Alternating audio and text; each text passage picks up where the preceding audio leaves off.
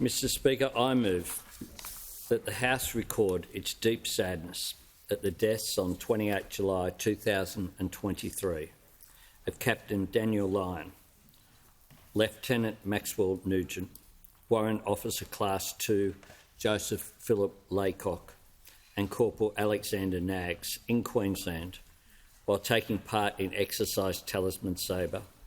Place on record its appreciation of their service to their country and tender its profound sympathy to their families and colleagues in their bereavement. Mr Speaker, one of our most solemn duties in this place is to speak the names of those who have fallen in our nation's name, those who have stepped up for their homeland but been unable to return home to their families.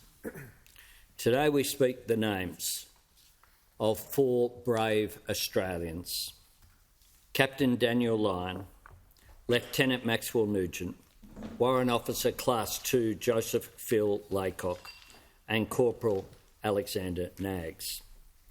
4 names eternally joined in the final moment. It is nearly 3 months since the tragic accident that cut short their lives. But while our shock has slowly retreated, sorrow is a tide that never goes out. We say their names because each name holds within it the entirety of a lifetime. I say to their families, their loved ones, their mates, I did not share your privilege of knowing them, your husbands, your fathers, your sons, your brothers, your friends. I never saw Captain Lyon's smile light up a room. I never saw the way that Warrant Officer Laycock treated his workplace and his kitchen as equally worthy avenues for his precision. I did not know Lieutenant Nugent's wicked sense of humour or his love of dogs, nor did I have the pleasure of experiencing Corporal Naggs' kindness and generosity. But I have had the honour of speaking with their families. The most difficult thing that I have had to do as the 31st Prime Minister of Australia is to ring and speak with their families in the days which followed this tragedy. I also had the great honour of meeting them along with the Deputy Prime Minister and Defence Minister and the representative of the Leader of the Opposition, the member for Petrie, at the 6th Aviation Regiment memorial service that was held at Holsworthy Barracks. And at that solemn occasion, we also had the opportunity to talk with their comrades, who all felt, understandably, that they had also lost multiple members of their family, because that is the nature of service, that the men and women who proudly wear our uniform and risk their lives in order to defend our democracy, our freedom and our way of life feel about each other.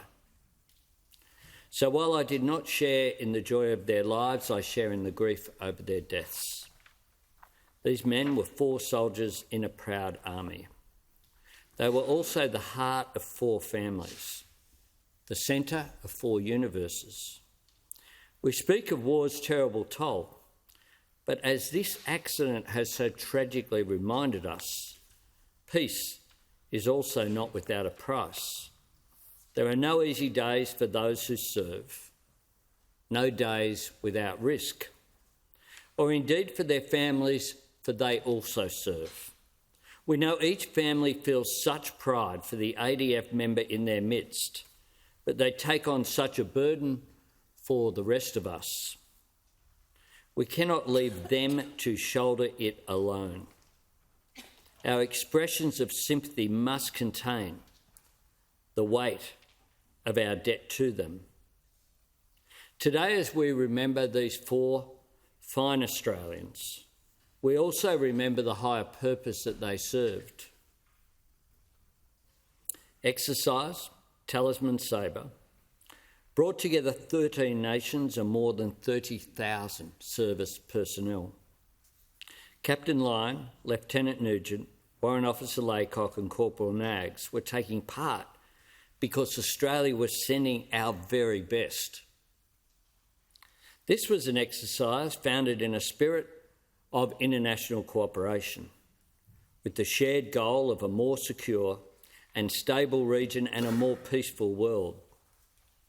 That is the noble ambition, the proud tradition, and the high calling to which these 4 Australians were committed. That day, for every single day of their service. We honour them, we mourn them, and with their names held within our hearts, we will remember them, lest we forget.